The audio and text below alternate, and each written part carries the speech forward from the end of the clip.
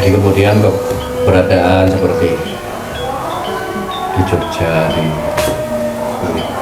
Solo, di Solo itu Kebo Bule itu ya, Giaji selama, dan di Jogja itu dikaitkan dengan barang kritis, barang Kusumo, Nyai Roro Kidul lagi itu sebenarnya awalnya semua adalah berawal dari politik, politik, mitos politik untuk mendukung, untuk melegitimasi kekuasaan. Karena sebelum itu tidak ada, sebelum era Panembahan Senopati itu belum itu belum ada tradisi itu. Bahkan kalau bicara Islam pertama yang masuk ke Indonesia tahun 800-900an, perayaan Suro itu selalu terkait dengan jenang abang putih, jenang Hak Hasan Hussein kalau orang Jawa. Jadi memperingati syahidnya Sayyidina Hasan dan Sayyidina Hussein. Karena Sayyidina Hasan syahid juga di bulan Muharram, diracun oleh berangkat istrinya itu juga di bulan. Jadi, kalau saudara-saudara kita Syiah itu kan hanya Sayyidina Hussein yang diperingati besar-besaran, tapi orang Jawa kuno, mbah-mbah kita lah itu masih memperingati bubur jenang abang putih itu. Sayyid Hasan Hussein itu betul-betul diinspirasi peringatan Suro di masa lalu di Jawa itu sebenarnya diinspirasi oleh pemahaman ukhrawiyah, pemahaman spiritual, bukan pemahaman mistis. Kalau sekarang kita kenal di Jawa itu lebih pemahamannya lebih cenderung mistis, itu karena ini tadi pengaruh pasca Panembahan Senopati berkuasa. Pada masa Sultan Hadiwijaya Joko Tingkir tidak ada. Pada masa Demak dan Sultan Hadiwijaya itu ya jenang abang putih itu masuk. Bahkan di Pajang itu di kerajaannya Sultan Hadiwijaya Joko Tingkir itu ada satu wilayah namanya Jatianom Klaten. Ada satu desa yang setiap tahun digunakan untuk peringatan, jadi membuat jenang abang putih itu apa ya? Sepanjang jalan itu tiap depan rumah ada jenang abang putih gitu, dan setiap orang bisa mengkonsumsi. Dulu awalnya selalu diceritakan manaqib Sayyidina Hasan dan Sayyidina Hussein. Dalam perkembangannya kemudian ketika itu di masa Ki Ageng Gribek itu ditambahi apem. Jadi pertama lahirnya apem ya dari itu. Jadi ada jenang, ada apem, terus makin dilengkapi dengan macam-macam. Jadi memang terjadi sedekah besar-besaran.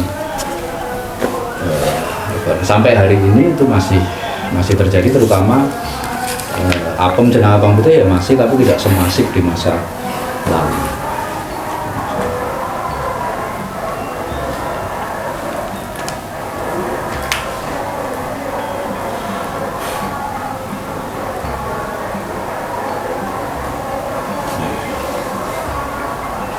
Sebenarnya kan yang terpenting itu tadi bagaimana memelihara semangat hijrah, dan gambarannya sudah jelas. Semua nabi termasuk Rasulullah itu namanya orang hijrah itu nggak semulus yang diharapkan, nggak semulus yang dibayangkan. Ya, bayangkan Rasulullah harus sembunyi-sembunyi, harus meninggalkan Sayyidina Ali, harus dikejar-kejar siapa itu, salah satu orang Quraisy, Surakoh gitu. Terus harus sembunyi di Bukit Tur, di gua itu ya, Sayyidina Abu Bakar sampai digigit ular dalam perjalanannya. Kemudian tidak kekurangan supply logistik, seterusnya. Sama semua nabi, bahkan Idris yang hijrah ke langit pun ya untuk kutunin neraka sih kan. Dalam cerita itu terus kalau sampai surga terus gak gelem balik.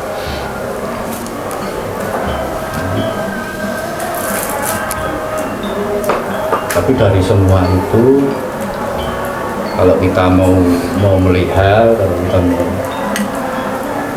itu kan selalu harus ada teman. Bahkan Rasulullah pun harus ada Abu Bakar ketika proses hijrah. Apalagi kita.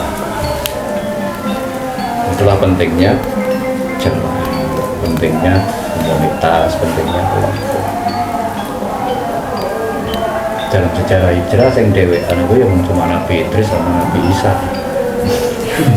Langsung yang lain enggak balik.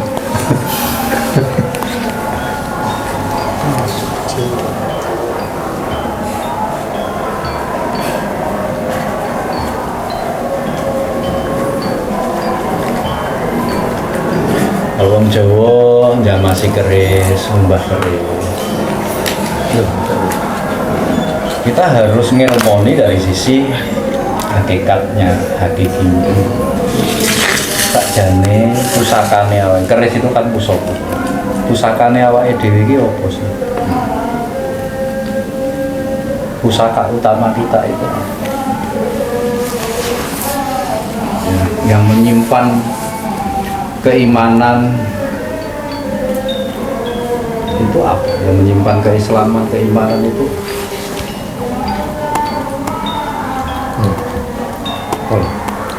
hati. Itulah pusaka kita. Dia caranya njamasi hati. Dia caranya ngumbah hati. Sekarang toko mbak rosopo seliling puspo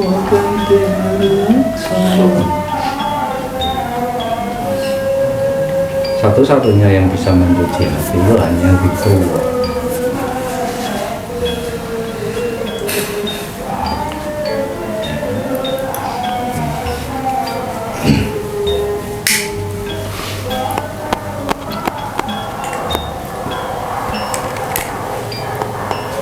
Jadi pemahamannya itu begitu. Nek randuwe keris pusaka, duwe keris